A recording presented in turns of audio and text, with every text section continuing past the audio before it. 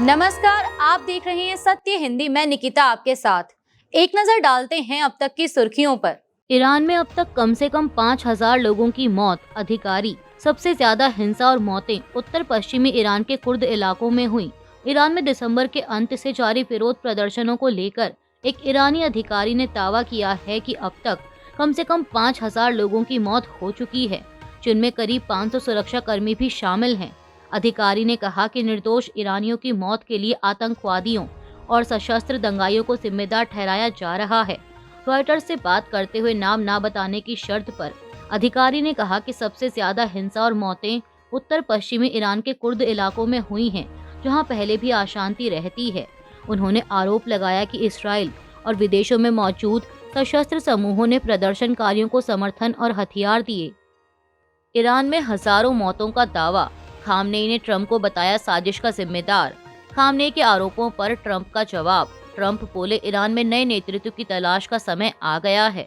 Iran के supreme leader ayatollah Ali Khamenei ने कहा है कि हाल के हफ्तों में हुए सरकार विरोधी प्रदर्शनों के दौरान हजारों लोगों की हत्या हुई और इसके पीछे अमेरिका और इसराइल से जुड़े तत्व जिम्मेदार हैं।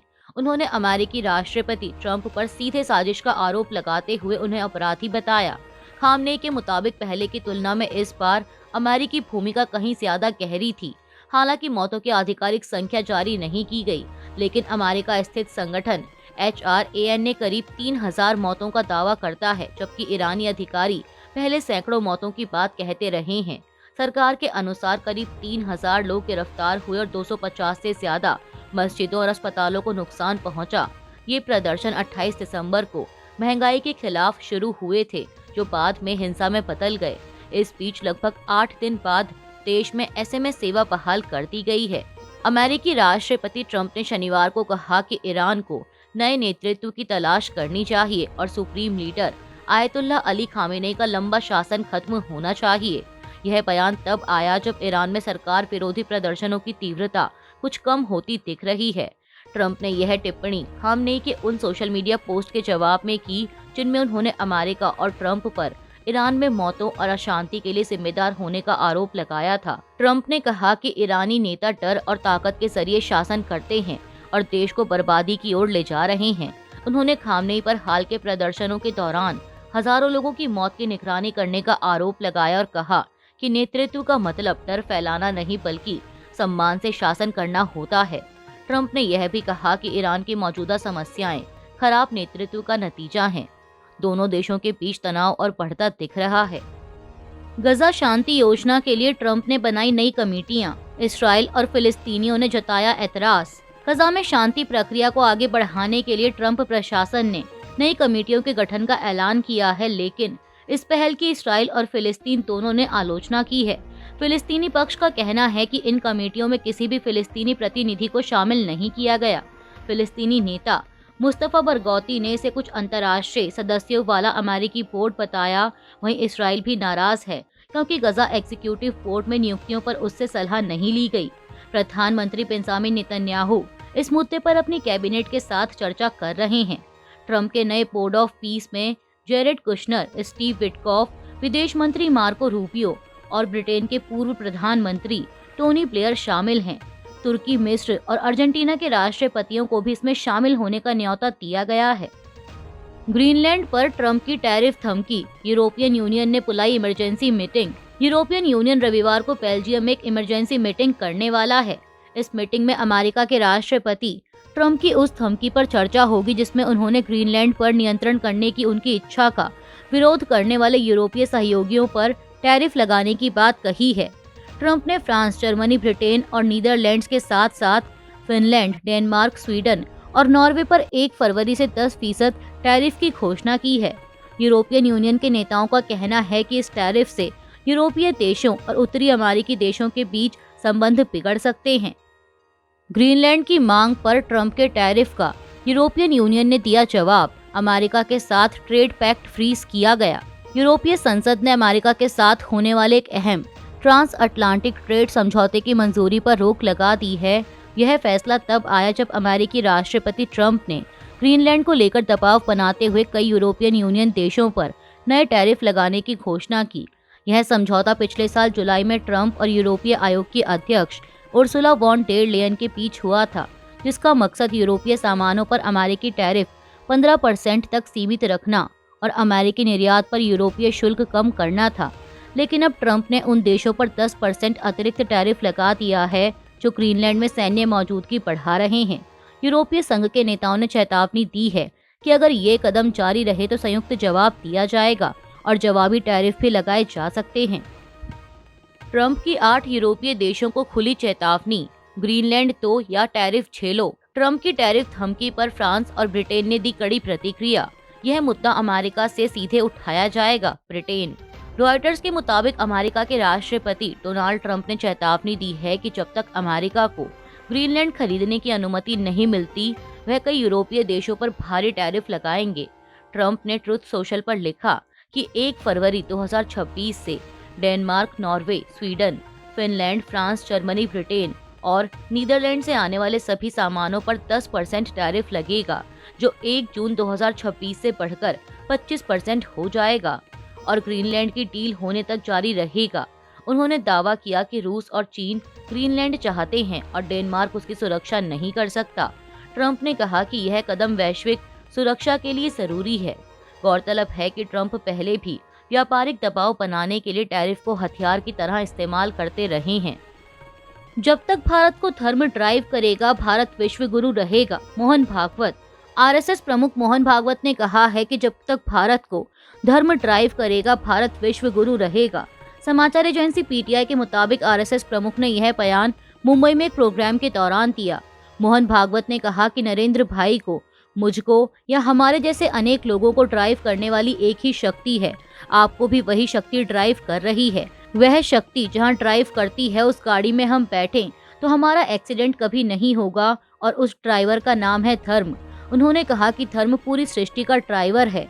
निधर्मी कोई नहीं हो सकता। राज्य सेक्युलर हो सकता है, लेकिन मनुष्य या सृष्टि की कोई चीज बिना धर्म के नहीं हो सकती। और जब तक भारतवर्ष को धर्म ड्राइव करेगा, भारतवर्ष विश्वगुरु रहेगा, क्योंकि दुनिया के पास ये ज्ञान नहीं है, अध्यात्म नहीं है। AR रहमान के बयान पर विवाद गहराया। महबूबा मुफ्ती ने किया AR रहमान का समर्थन। संगीतकार AR रहमान के PBC को दिए इंटरव्यू के बाद फिल्म इंडस्ट्री में भेदभाव को लेकर छिड़े विवाद पर अब जम्मू कश्मीर की पूर्व मुख्यमंत्री महबूबा मुफ्ती की प्रतिक्रिया आई है।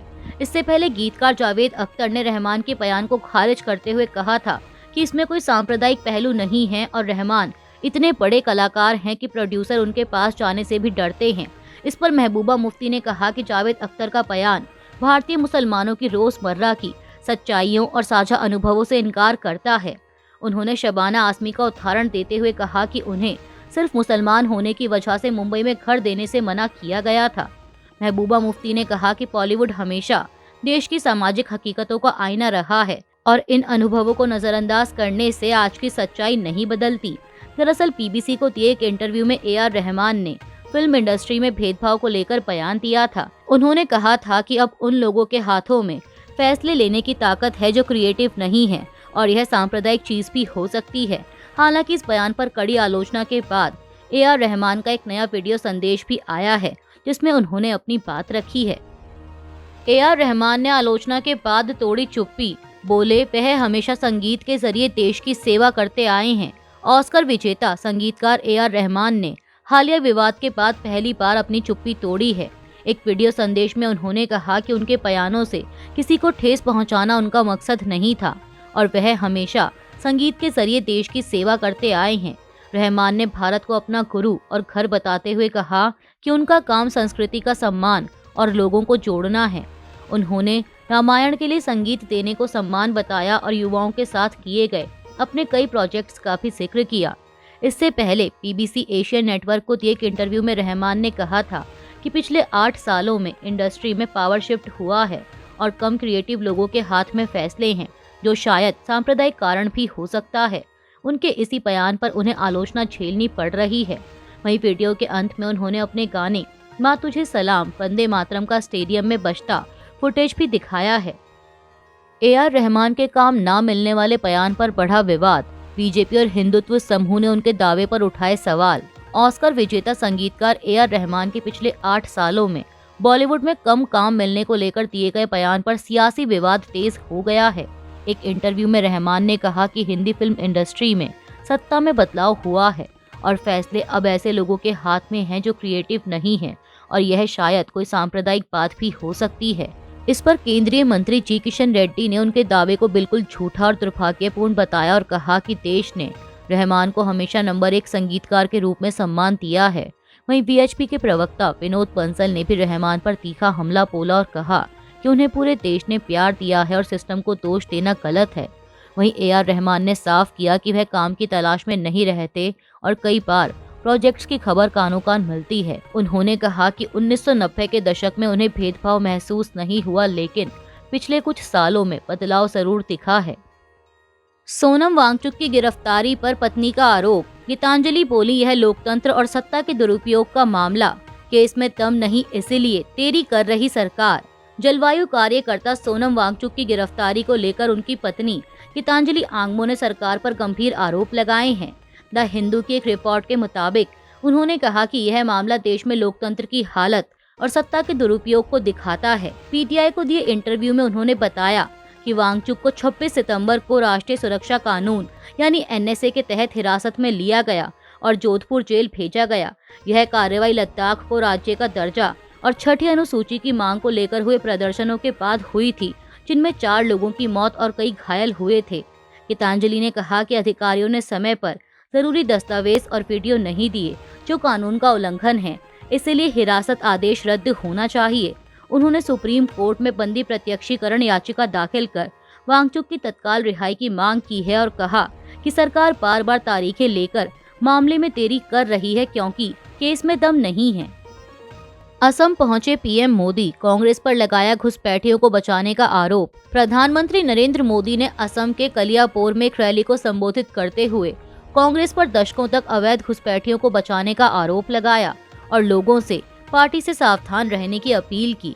उन्होंने कहा कि घुसपैठियों को जमीन दी गई, जिससे गरीब मध्यम वर्ग और किसानों की नौकरियां छीनी गईं।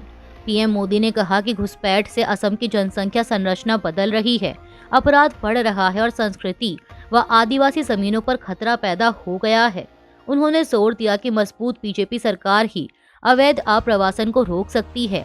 इससे पहले प्रधानमंत्री ने असम में 6,957 करोड़ रुपए की लागत वाले काजीरंगा एलिवेटेड कॉरिडोर की आधारशिला रखी। इस परियोजना का उद्देश्य काजीरंगा नेशनल पार्क और टाइगर रिजर्व में वन्य जीवों की सुरक्षित आवाजाही, नेशनल हाईवे पर सड़क हादसों में कमी और स्थानीय रोजगार व इको टूरिज्म को बढ़ावा देना है। अभी के लिए इतना ही। बाकी की देश दुनिया की बड़ी खबरों के लिए जुड़े रहिए सत्य हिंदी के साथ। Copyright disclaimer under Section 107 of the Copyright Act 1976. Allowance is made for fair use for purposes such as criticism, comment, news reporting, scholarship, and research. Fair use is a use permitted by copyright statute that might otherwise be infringing.